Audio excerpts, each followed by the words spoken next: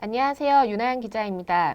놓치면 안 되는 부동산 뉴스를 주간 단위로 정리해드립니다.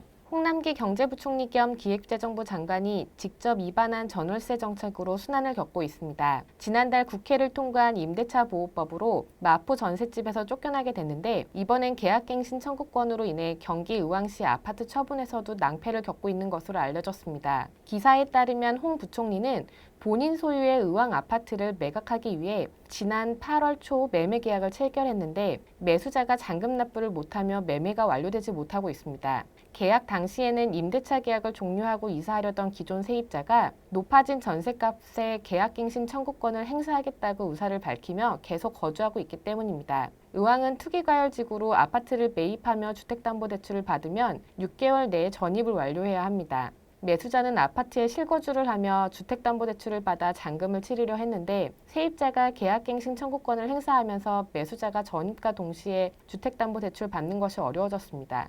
정책 책임자가 정책 부작용의 최대 피해자가 된 상징적인 사건이라고 할 수 있습니다. 홍 부총리만이 아닙니다. 전세 대란은 한 주 사이 더 심각해졌는데요. 전세 매물을 보기 위해 한 집에 9개 팀이 줄 서서 대기하고 계약 희망자가 5명이 가위바위보와 제비뽑기로 계약자를 선정하는 진풍경도 벌어졌습니다. 온라인 커뮤니티에서 이 사연이 알려진 뒤 전세난의 현실이라는 반응이 쏟아졌습니다. 전세 만기에 전셋집을 찾지 못해 우울증에 피부병까지 얻는 세입자들도 늘고 있다고 합니다. 수백 가구의 대단지에서 전세 매물이 한두 건밖에 없어 전세 난민들의 불안감이 더 커지고 있습니다. 서울의 전셋값은 68주 연속 상승이라는 신기록을 세우고 있습니다. 입주 물량 감소, 청약대기 수요, 거주 요건 강화 등으로 매물 부족 현상이 지속된 데다 가을철 이사 수요가 유입되고 있어서인데요. 수도권, 지방 할 것 없이 고르게 전셋값 상승세를 보여 전세 대란이 전국적인 문제라는 것을 증명하고 있습니다.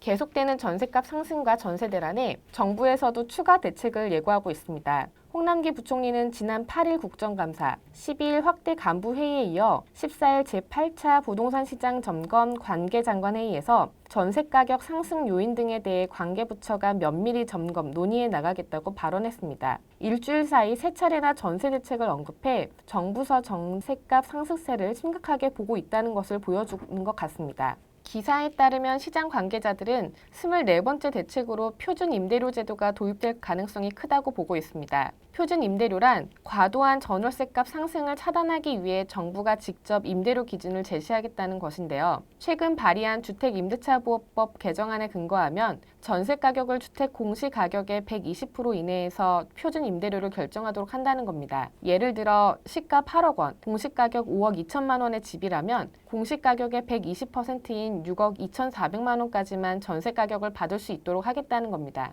만약 실제로 적용된다면 수요가 많아 전세값이 매매 가격에 가까운 지역 집주인들의 타격이 클 것으로 보이네요. 또 거론되고 있는 대책은 전세금 5% 상한율을 기존 세입자뿐 아니라 새로운 세입자까지 확대하는 것, 세입자에게 전세계약 갱신권을 한 번 더 부여하는 2+2+2 제도, 월세 세액공제 확대 등이 있습니다.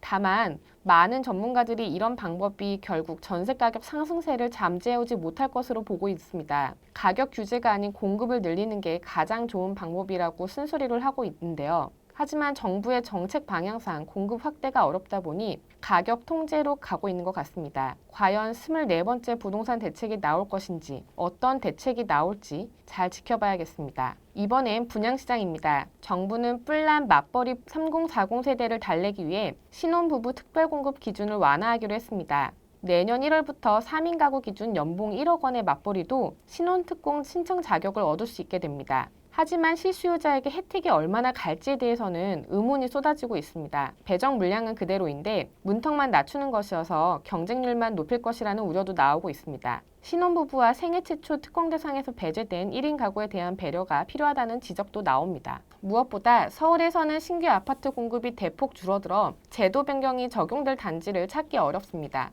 전통적인 분양 성수기인 가을이지만 6주째 분양 물량이 자취를 감췄는데요. 올 연말까지 서울서 분양이 예정된 곳은 단 5개 단지뿐입니다. 이 단지들도 가구 수가 적거나 일정에 지연될 가능성이 큽니다. 서울 아파트 공급 절벽이 장기화되고 있는 건 지난 7월 시행된 분양가 상한제 때문입니다. 대규모 분양 물량을 보유한 정비사업 단지들이 이를 피하기 위해 분양을 서두르다 보니 8월 이후 물량이 급감했고 분양가 상한제 시행 이후에는 조합이나 시공사가 분양가를 놓고 고민에 빠져 일정이 계속 지연되고 있습니다. 설상가상으로 내년 서울 아파트 입주 물량은 올해보다 더 줄어들 것으로 보입니다. 부동산 114에 따르면 내년 입주 물량은 25,120가구로 올해의 절반 수준입니다. 그나마 집주인 의무거주 요건이 강화되면서 전세로 풀리는 집은 얼마 되지 않을 가능성이 높습니다. 이번 주 부동산 시장을 뜨겁게 달궜던 발표가 또 있습니다. 인천시에서 지난 12일 수도권을 동서방향으로 가로지르는 GTX-D 노선을 발표했습니다. 이 노선은 경기 하남에서 출발해 잠실, 삼성, 사당, 구로, 부천을 지나 인천국제공항과 경기 김포로 나뉘는 Y자 노선입니다. 지난해 10월 국토부 대도시권 광역교통위원회에서 서부권 신규 노선 검토를 언급하면서 인천시가 추진하고 있습니다.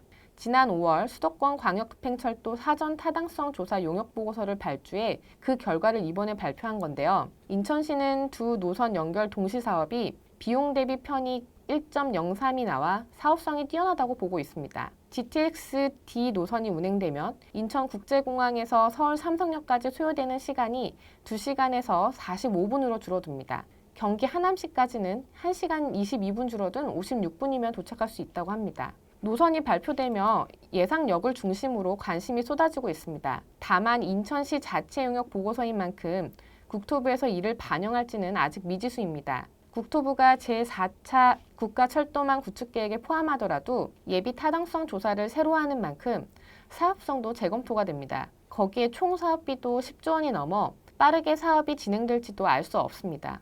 불확실성이 큰 사업인 만큼 주의 깊게 살펴봐야 할 것 같습니다. 이상 윤하연 기자였습니다. 감사합니다.